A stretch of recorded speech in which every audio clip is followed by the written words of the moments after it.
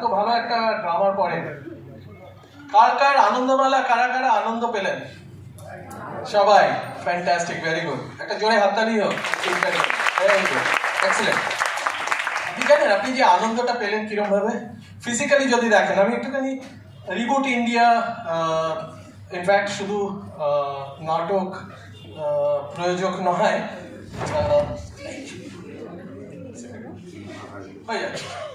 So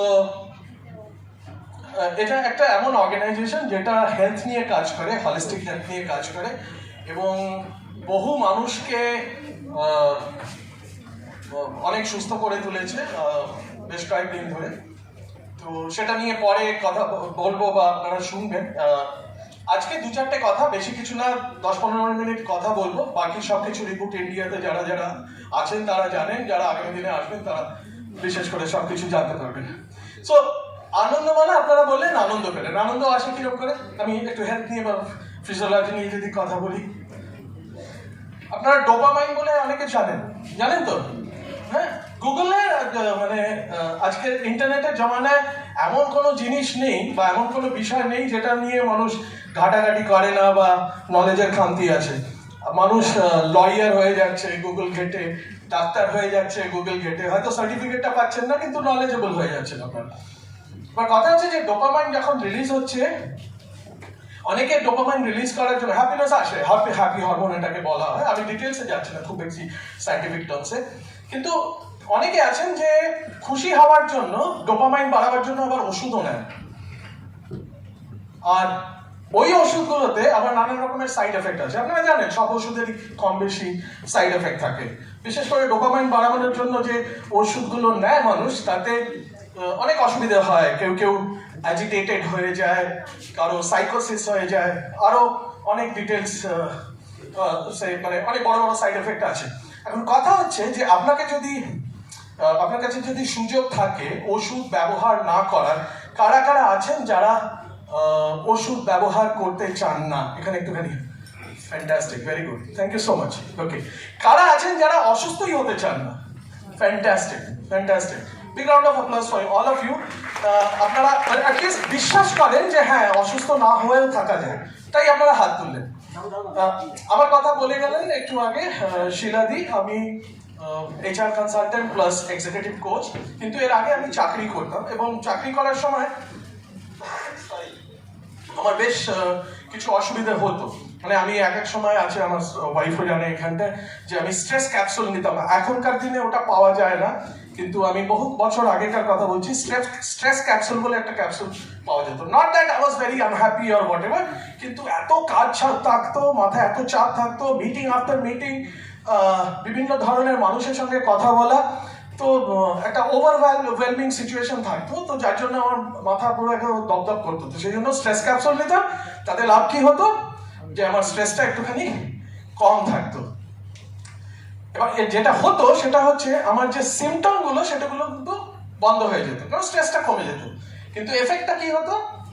আমার সারাটা দিন ধরে ডিজিনেস থাকতো।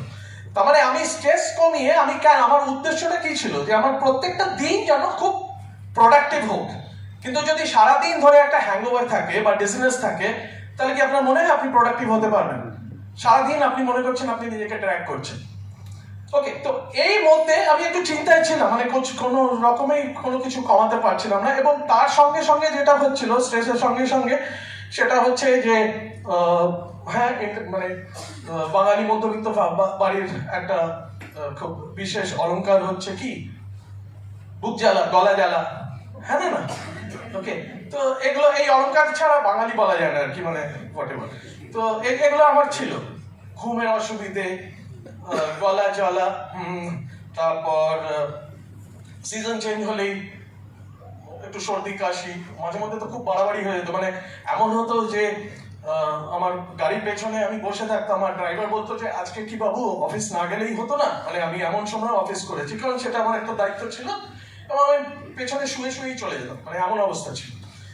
তো এর মধ্যে আমি ডাক্তার দেখাতাম, তারা বলতো এমন কিছু না, ওষুধ দিত, অ্যান্টিবায়োটিক্স এটসেট্রা করে আমার ঠিক হতো। আবার পরের সিজনে আবার যেতাম ডাক্তারের কাছে। এটা নিয়ে আমি খুবই ওয়ারিড ছিলাম। তখন আমি রিবুট ইন্ডিয়ার কানেকশনে আসি এবং রিবুট ইন্ডিয়ার ব্যাপারে জানতে পারি। এবং এখানে আসার পর যেটা আমার সুবিধে হয় সেটা আমি বুঝতে পারি যে ডাক্তার কিন্তু এটার সলিউশন নয়। যেগুলো হচ্ছে আমার সিমটমগুলো হয়ে যাচ্ছে শেষ, কিন্তু আমার রুট কজটা রয়ে যাচ্ছে, হয়তো বেড়েও যাচ্ছে। তো এবার কথা হচ্ছে কারা আছেন এখানটায় যারা বাচ্চাকে ঘুম পাড়াতে গিয়ে নিজে ঘুমিয়ে পড়েছেন? কেউ আছেন? একটু হাত তুলবেন লজ্জা না করে। আমি তো তুললাম একেবারে জোরসে। ওকে, এখানে শিলাদি আছে, উনি খুব ভালো করে জানেন। তখন আসলে আমাকে নিয়ে খুব হাসাহাসি হয়েছিল। আমি আমার ওয়াইফের এক কালিগের এখানে গেছিলাম, সেখানে শিলাদিও কালিগ। তো ওখানে গিয়ে আমার ছেলে ছোট তখন, তো আমি দেখছি জানলা দিয়ে বেশ ভালো রোদ আসছে, আর ঘুম তো হচ্ছে না, ডিজিনেস আমি বলেইছি। তো আমার একটু লোভটা সামলাতে পারলাম না, ঘুমটা দিতে হবে। আর আমি কি করলাম, আমি বললাম যে ছেলেকে ঘুম পাড়িয়ে দিই, তোমরা কথা বলো, গল্প করো, আমি ছেলেকে। আসলে উদ্দেশ্যটা কি ছিল? আমি ঘুমোবো। ওকে, এবার আমি ছেলেকে ঘুম পাড়াতে গিয়ে যখন ঘুমিয়ে পড়লাম, পরে শুনলাম মানে ওদের হাসাহাসিতে আমার ঘুমটা ভেঙে গেল। পরে বুঝলাম বেশ খোরাক হয়েছে সেদিন একদম জমিয়ে। তো বিনা পয়সা এন্টারটেনমেন্ট। এরকম একবার না, বেশ কয়েকবার হয়েছে। একবার ভিক্টোরিয়া মেমোরিয়ালে পুরো ফ্যামিলির সঙ্গে একটা পিকনিক করতে গিয়ে আমার শ্বশুর মশাই, শাশুড়ি সবাই মিলে গল্প টল্প করছে, সব বাচ্চারা খেলাধুলো করছে, আমি ওখানে বেশ একটা খবর কাগজ পেতে শুয়ে পড়লাম। আমি তখন খুব লাইটলি নিতাম ব্যাপারগুলো, বুঝতে পারতাম না। কিন্তু রিবুট ইন্ডিয়ায় এসে যখন একটা একটা করে চ্যাপ্টার পাল্টাতে শুরু করলাম, আস্তে আস্তে ডিসকভার করতে শুরু করলাম যে ওগুলোরও কিন্তু একটা কারণ ছিল।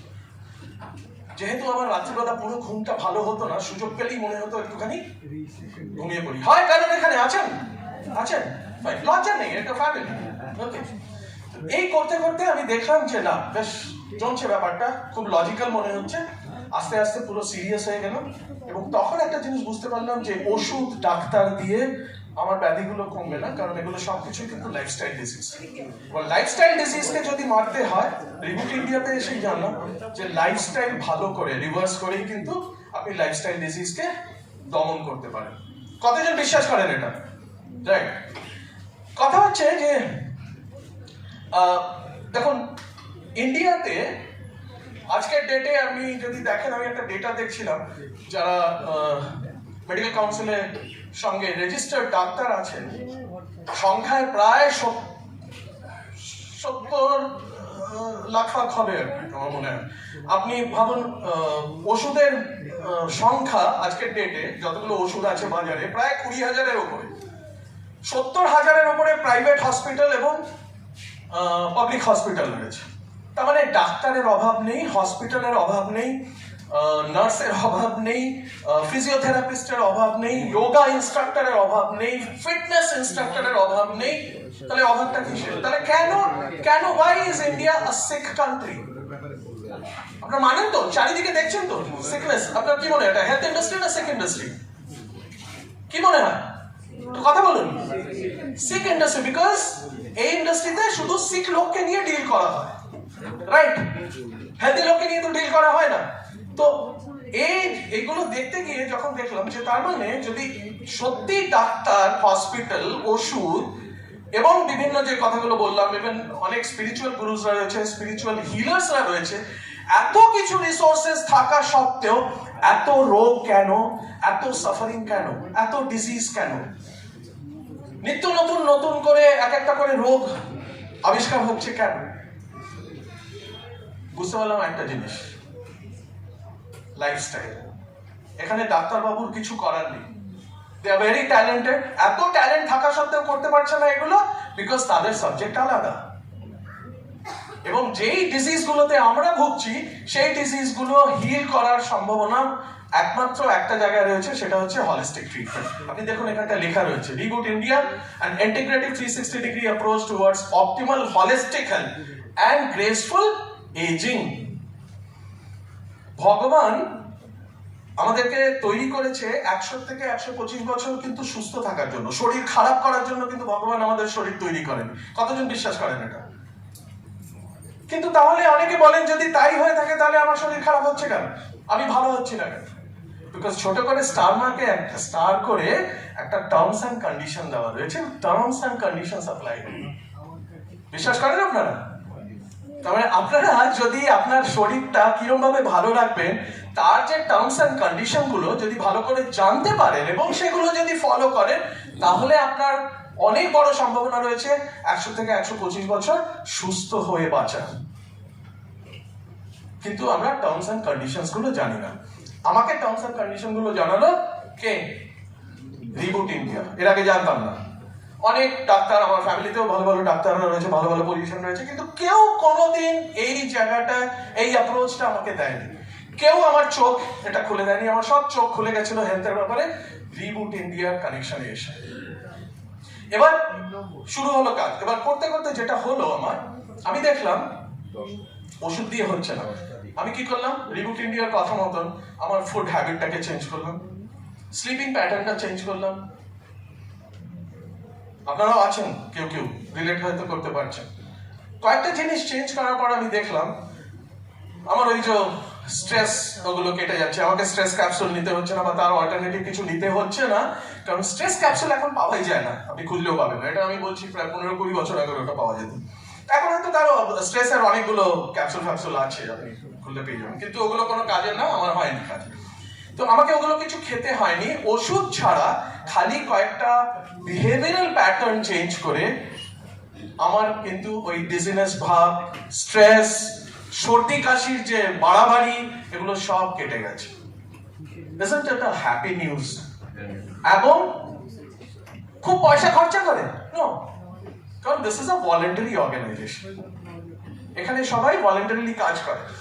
এবার অনেকগুলো মিথ আছে যেটা আপনাকে রিবুট ইন্ডিয়া ভেঙে দিতে হেল্প করবে, যেগুলো আমি জানতাম না এর আগে। ধরুন আপনি গেছেন,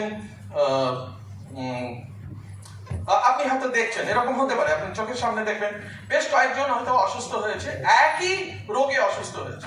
হয়তো প্যান্ডেমিকের সময় আপনারা দেখেছেন হয়তো একই রোগে অনেকে আক্রান্ত, একই ব্লাড টেস্ট রিপোর্ট, এক ট্রিটমেন্ট, একই ডোজের ওষুধ, কারো সঙ্গে সঙ্গে ভালো হচ্ছে, কারো 7 দিন লাগছে, কারো 15 দিন লাগছে, কারো কোনো অর্গান ফেল করে যাচ্ছে, কাউকে হসপিটালাইজ করতে হচ্ছে, কাউকে আইসিইউতে দিতে হচ্ছে, কারো ডোজ বাড়াতে হচ্ছে, কারো ডোজ কমাতে হচ্ছে। Why is this? তার মানে কি বোঝা যাচ্ছে? It is not medicine or doctor's treatment which is responsible for healing you. কারণ প্রত্যেকটা মানুষ আলাদা। বায়োমেট্রিক টেস্ট করেন না আপনারা? আধার কার্ডে লাগে না ফিঙ্গারপ্রিন্ট? আপনি দেখবেন টুইন ব্রাদার সিস্টার্স হলেও কিন্তু তাদের ফিঙ্গারপ্রিন্ট আলাদা হয়, কারণ প্রত্যেকটা মানুষ আলাদা। জন্য প্রত্যেকটা মানুষের হেলথের রিকোয়ারমেন্ট আলাদা। এক ওষুধ দিয়ে প্রত্যেকটা মানুষকে ট্রিট করা যায় না, তাদের জন্য অন্য কিছু প্রয়োজন হয়। অনেকে একটা মিথ আছে, যেরকম ইন্ডিয়াতে হয়তো কারো সিভিডি, কার্ডিওভাস্কুলার ডিজিজে ভুগছে, সে হয়তো ডাক্তারের কাছে গেল, গিয়েই বলে ফেলে ডাক্তারবাবু আমার না হেরিডিটি ইস্যু আছে, আমার একটা ফ্যামিলি স্টোরি আছে। বলেন কয়জন আপনারা জানেন? অনেক তো এরকম লোকে ডাক্তারের কাছে গিয়ে, মানে আপনি ধরিয়ে দেন যাতে ডাক্তার ইজিলি ট্রিট করতে পারে। কিন্তু অনেকে জানেন, অনেকে হয়তো নতুন করে জানবেন যে জেনেটিক্স বা jeans is responsible for only 5% of your ailment, nothing more than that. এবং the good news is যে আপনি জিনসটাকেও মেডিটেট করে হিল করে নিতে পারেন, আপনার ফর্মে করে নিতে পারেন। একটা কথা আছে, অনেকে জানেন হয়তো, এপিজেনেটিক্স বলে কথা। এপি হচ্ছে এনভায়রনমেন্ট, জেনেটিক্স জিনস। তাহলে জিনস আপনার শরীর খারাপ করার সুইচটা অন করে, এনভায়রনমেন্ট আপনাকে সুস্থ করার সুইচটা অন করে। তাহলে what is important, genes or environment? তাহলে আপনি যদি আপনার এনভায়রনমেন্টকে চেঞ্জ করে ফেলেন, আপনার জিনস কিন্তু আপনার খুব বেশি কোনো ক্ষতি করতে পারবে না। Right or wrong? বোঝা যাচ্ছে? খুব বেশি টেকনিক্যাল হয়ে যাচ্ছে কি? খুব প্লেন অ্যান্ড সিম্পল কথা বলছি। আপনি দেখবেন যে কেন এই জিন্স নিয়ে কেন কথা বলছি আমি, কারণ এটা একটা বিরাট বড় মিথ রয়েছে যে আমার জেনেটিক, এটা আমার ডায়াবেটিক্স, আমার জেনেটিক, সর্দি কাশি, আমার অ্যাসমা প্রবলেম, রেসপিরেটরি ইস্যুস, আমার মামার ছিল, মেশোর ছিল, এটসেট্রা এটসেট্রা। আমিও ভাবতাম বেশ কয়েকদিন আগে, যতক্ষণ আমি রিবুট ইন্ডিয়ার সঙ্গে কানেক্টেড হয়েছিলাম, কিন্তু পরে দেখলাম ঘটনাটা এটা নয়।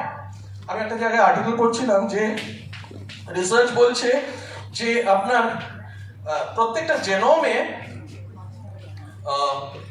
23,000 হয়তো হিউম্যান জিন্স রয়েছে, আর বাকি যেটা জার্ম জিন্স সেটা হচ্ছে 2.5 লক্ষ ট্রিলিয়ন, 2.5 ট্রিলিয়ন, 2.5 লক্ষ না, 2.5 ট্রিলিয়ন। কত গুণ ভাবো।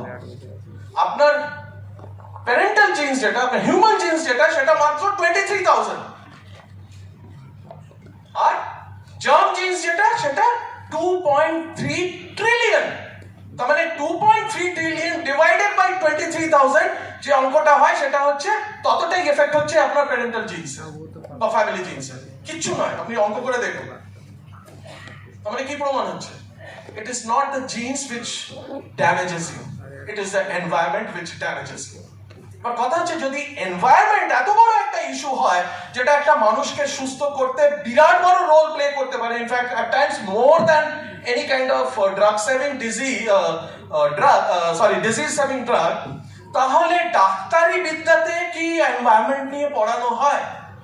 আমি জানি না আপনাদের মধ্যে কেউ যদি ডাক্তার থাকেন, জানতে মানে আপনারা ভালো জানেন, আমি এখান থেকে কোনো কিছু ক্লেম করবো না, কিন্তু আমি যতটা লিমিটেড নলেজ আছে আমি জানি যে ডাক্তার বাবুদের যে কোর্সগুলো পড়ানো হয় এমবিবিএস অর হোয়াটএভার, সেখানে আমার মনে হয় না কোনো চ্যাপ্টার আছে যেখানে এনভায়রনমেন্টের अगेंस्টে গিয়ে কোনো রাইট আপ বা কোনো কিছু পড়াশোনা রয়েছে ওখানে। কারণ আপনারা খুব ভালো করে জানেন যে পেস্টিসাইডস এর ইউজ কতভাবে খারাপ করে দিচ্ছে, ঠিক আছে? এন্ডোক্রাইন ডিসরাপশন তৈরি করছে, নানান রকমের নিউরন ড্যামেজ করছে, আরো কত অনেক অঘটন ঘটাচ্ছে। তাহলে যদি এত কিছু অঘটন ঘটায়, তাহলে আপনার কি মনে হয় না যে যেই এনভায়রনমেন্টটাকে ঠিক করলে মানুষ সুস্থ হতে হেল্প করবে, সেটা যারা মেডিকেল সায়েন্স নিয়ে কাজ করছে তাদের কি মনে হয় না তাদেরকে এই নলেজটা ইম্পার্ট করা উচিত? কি মনে হয়? হ্যাঁ না? কিন্তু নেই। কেন নেই সেসব বিতর্কে যাব না। এবার ঘুরছে কিরকম ভাবে কথাগুলো যে আপনি তার মানে একটা জিনিস দাঁড়াচ্ছে, এতই কি সিম্পল? তাহলে শুধু হলিস্টিক্যালি চেঞ্জ করে আমি শরীর খারাপ ঠিক করে নিতে পারি? তাহলে ড্রাগ কি কিছুই না? আমি কিন্তু ড্রাগ বা ওষুধের একদম বিপরীত বা এগেইনস্টে যাচ্ছি না, কারণ এমার্জেন্সিতে ড্রাগই একমাত্র আপনাকে বাঁচায়, রাইট অর রং? কিন্তু তারপরের ব্যাপারটা আপনার হাতে চলে আসে।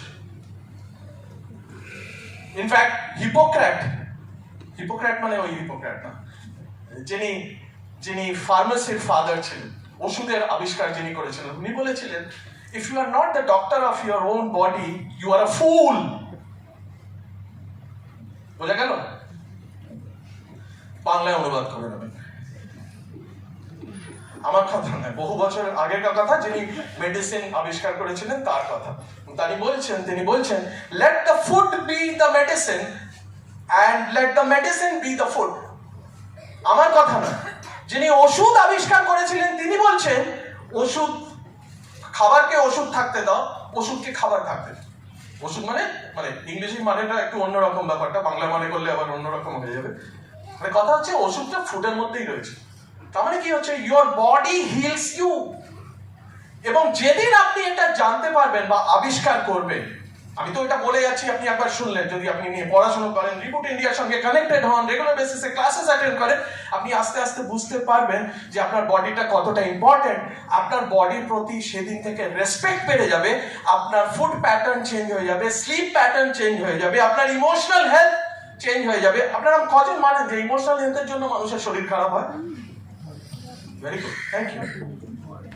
ঠিক আছে, তাহলে ইমোশনাল হেলথ মানুষ, দেখুন এখানে যদি আমি জিজ্ঞেস করি কজন আছেন যারা ভিটামিন ডি ডেফিসিয়েন্ট? প্যান্ডেমিকের পরে এসব নিয়ে খুব উঠেছে না? সবাই জানে মোটামুটি ভিটামিন ডি দরকার, আমার ডেফিসিয়েন্সি রয়েছে এটসেট্রা। এখনই যদি টেস্ট করেন হয়তো ভিটামিন ডি এর ডেফিসিয়েন্সি পাবেন, কিন্তু তার থেকে বড় ডেফিসিয়েন্সি কিসের বলুন তো? Deficiency of getting appreciated, right or wrong? Deficiency of getting acknowledged, deficiency of getting attention. নেই এগুলো, ডাক্তার বাবুরে বিদ্যায় নেই ওগুলো। আমি কারো এগেইনস্টে যাচ্ছি না, যে যার কাজ করছে রেসপন্সিবলি কাজ করছে, কিন্তু আপনার ইমোশনাল হেলথ যদি ভালো না থাকে, আপনি যতই ভালো চিকিৎসা করান, you are not going to be well. আপনার হলিস্টিক ওয়েলবিং আসবে না, রাইট অর রং? ভুল বলছি কিছু? ভুল বললে হাততালিটা দেবেন না। Thank you. ওকে, এবার কথা হচ্ছে আমি আর 2-3 মিনিট কথা বলে শেষ করবো এখানটা। সেটা হচ্ছে যে দেখুন, ভুল আমাদের অনেক কিছু হতে পারে, অজান্তে ভুল হতে পারে, কোনো অসুবিধা নেই। সেজন্য কথা হচ্ছে যে এই যে হলিস্টিক যে ব্যাপারটা দেখছেন আপনি, ওষুধ ছাড়া বা ওষুধের ডোজ কমিয়ে আপনি কিরকম ভাবে ভালো হতে পারেন, পুরো গোটা ব্যাপারটাই হচ্ছে কিন্তু হরমোনাল ইমব্যালেন্স। আপনি দেখুন, যে কোনো একটা করুন, হলিস্টিক হেলথ মানে হচ্ছে আপনার ফুড, আপনার স্লিপিং প্যাটার্ন, আপনার ইমোশনাল হেলথ, আপনার মুভমেন্ট, ঠিক আছে? ওগুলো ডিটেলসে আমি যাচ্ছি না, মুভমেন্টের মধ্যে এক্সারসাইজ, অ্যাক্টিভিটিস অনেক রকমের, এসব আমি অত ডিটেলসে যাচ্ছি না। কিন্তু এই 4টে জিনিসের মধ্যে একটা জিনিসও যদি অসুবিধে হয়, তাহলে কি হয়? হরমোনাল ইমব্যালেন্স তৈরি হয়। আপনি দেখবেন স্ট্রেস বাড়ছে, আপনার কর্টিসল লেভেল বাড়ছে, আপনার টেস্টোস্টেরন লেভেল কমছে, হচ্ছে কি হচ্ছে না? সবকিছু যা দেখছেন আপনি সব হরমোনাল ইমব্যালেন্স। আপনার এজিং হচ্ছে, why? Because of hormonal imbalance. আপনার স্কিন খারাপ হচ্ছে, হরমোনাল ইমব্যালেন্স। আপনার যে কোনো রকমের কোনো ক্রনিক ডিজিজ হচ্ছে, most of them are affected by hormonal imbalance, because the body is not in harmony. আর এগুলোকে এক জায়গায় ট্র্যাকে ফেলার জন্য the only solution I could find in my so many years of research or knowledge or experience or exposure is none other than Reboot India. তাহলে এবার কথা হচ্ছে যে তাহলে আমি কি করব? আপনি দেখবেন আজকাল রাত্রিবেলা 1টা-2টোর আগে ঘুমোতে যায় না, বাচ্চারা তো 3টের সময় ভোরবেলা ঘুমোতে যায়। খাচ্ছে কখন? জোম্যাটো থেকে আনিয়ে নিচ্ছে, 1টার সময় খাবার ভুলভাল টাইমে খাচ্ছে। এবার যখন ভুল টাইমে খাচ্ছে, খেয়েই তারপরে ঘুমিয়ে পড়ছে, হচ্ছে তো? তাতে কি হচ্ছে? ঘুমটা ঠিক হচ্ছে না, তাহলে খাওয়াটাও ঠিক করে হলো না, ঘুমটাও ঠিক করে হলো না। যেহেতু ঘুম হলো না, সেজন্য এখানে মাথায় ঘিন ঘিন ভাব, ধুর ঘুম হলো না, একটা স্ট্রেস তৈরি হচ্ছে। তাহলে ইমোশনাল হেলথটাও ভালো নেই, আর যেহেতু রাত করে ঘুমোচ্ছে, সকালে টাইম নেই এক্সারসাইজ করার, সেজন্য মুভমেন্টও হচ্ছে না, সেডেন্টারি লাইফ। সবকটাই গন্ডগোল পাকিয়ে হরমোনাল ইমব্যালেন্স তৈরি করে একটা নানান রকমের ক্রনিক ডিজিজ, লাইফস্টাইল ডিজিজ তৈরি করছে। কারণ মোস্টলি এখন যত ডিজিজ আছে তার মধ্যে lifestyle diseases the dominant disease. Diabetes 2 বলুন, কার্ডিওভাস্কুলার বলুন, রেসপিরেটরি ইস্যুস বলুন, কিডনি বলুন, হোয়াটএভার। ওকে, সো এবার কথা হচ্ছে, আপনি ধরুন একদিন আমি হেঁটে এসেছি, আপনি এখান থেকে বাসে উঠেছেন কেন? আপনি যাবেন হয়তো বেহালা। এবার আপনি বাসে উঠেছেন, ভুল করে 10 কিলোমিটার চলে গেছেন গড়িয়ার দিকে।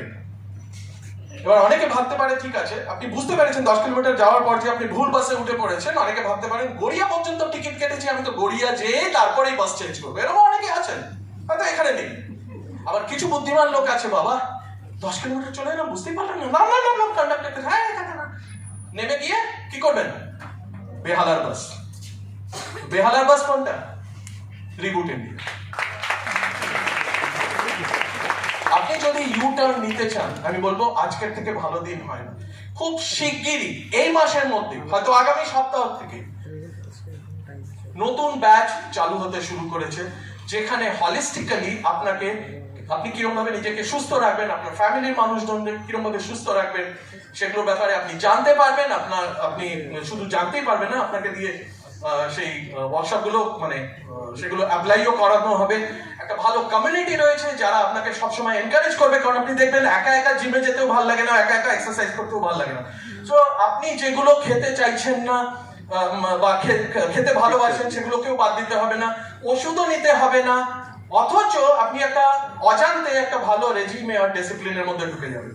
সো নেক্সট ব্যাচ যেটা শুরু হচ্ছে রিবুট ইন্ডিয়া, সেখানে আপনাকে বলি, এই রিবুট ইন্ডিয়াতে কিন্তু এটা শেখানো হয় না যে আপনি এখানে আসলে অমর হয়ে যাবেন, ডোন্ট এক্সপেক্ট দ্যাট। কিন্তু হ্যাঁ, এটা ঠিক, যতদিন বাঁচবেন ভাইব্রেন্ট লাইফ লিড করবেন। ইন্টারেস্টেড? তো যদি ভাইব্রেন্ট লাইফ লিড করতে চান, আজকে এই হল থেকে বেরোবার আগে ইমিডিয়েটলি যারা আপনাকে ইনভাইট করে নিয়ে এসেছেন তার সঙ্গে যোগাযোগ করুন, কারণ রিবুট ইন্ডিয়া কিন্তু সব দিক থেকে রেডি। এখানে শয়ে লোক আছে, এই হলেই রয়েছে, আমার কাছে টাইম নেই বলে আমি কথা বলাতে পারছি না, শয়ে লোক রয়েছে যারা কিন্তু নানান রকম ভাবে তাদের রোগ ব্যাধি থেকে মুক্তি পেয়েছে রিবুট ইন্ডিয়ার ক্লাসেস গুলো অ্যাটেন্ড করে।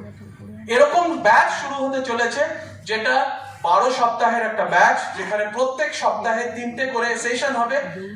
সব ডিটেলস আপনি পেয়ে যাবেন, যারা ইনভাইট করেছে তাদের থেকে আপনি জেনে নেবেন। 3টে প্র্যাকটিক্যাল ওয়ার্কশপ হবে, সেখানটা আপনাকে সবকিছু বলে দেওয়া হবে। আমি একটা গল্প বলে শেষ করব, সেটা হচ্ছে একবার একজন উড কাটার ছিল একটা জঙ্গলের মধ্যে। তাকে গিয়ে সবাই জিজ্ঞেস করতো ভবিষ্যৎবাণী, ভবিষ্যৎবাণী মানে ফিউচার বলে দিত আর কি। তো একজন বিজনেসম্যান অনেক দূর থেকে এসে বলেছে আমি খুব ওয়েলদি হতে চাই। বলো ঠিক আছে, তুমি এক কাজ করো, এই রাস্তায় হাঁটা শুরু করো, তুমি প্রচুর টাকা পয়সা পেয়ে যাবে। সে এই রাস্তায় হাঁটা শুরু করেছে, অনেক ওয়েলথ পেয়ে গেছে। এবার 6 মাস পরে সে এসছে, বলে থ্যাংক ইউ সো মাচ, আমি এতগুলো পেয়ে গেছি, এবার আমার একটু গাড়ি আর বাড়ির দরকার। বলো ঠিক আছে, তুমি এই রাস্তায় হাঁটো, গাড়ি বাড়ি পেয়ে যাবে। ঠিক আছে, হেঁটেছে, গাড়ি বাড়ি পেয়ে গেছে। আবার অনেকদিন পর এসছে, বলে সব তো হলো, আমার নেম ফেম এগুলো দরকার। বলো ঠিক আছে, থার্ড রাস্তা ডিরেকশন দেখিয়েছে, চলে যাও, সব পেয়ে যাবে। ওখান থেকে সব পেয়ে গেছে, নেম ফেম সবকিছু পাওয়া গেছে। এবার বেশ কয়েকদিন পর আবার এসে বলে থ্যাংক ইউ সো মাচ, আমি যা যা চেয়েছিলাম তুমি সব বলেছো। এবার আমার যেটা চাই সেটা হচ্ছে হ্যাপিনেস। তুমি আমাকে যেই রাস্তায় হাঁটতে বলবে আমি সেই রাস্তায় হাঁটবো, তুমি যেই ডাইরেকশন দেখাবে আমি সেই ডাইরেকশনে যাব, কিন্তু আমার হ্যাপিনেস চাই। বলে তোমাকে কোনো ডাইরেকশন আউটওয়ার্ডলি যেতে হবে না, you go inward within you. So health is within you. There is a switch within you to heal yourself. No doctors, no hospital would heal you from the root cause. It is you who can heal you. কিন্তু কোন সুইচটা on করবেন, কোন সুইচটা of করবেন, কে দেখাবে? Reboot India. Thank you very much, কথা বলে ভালো লাগলো।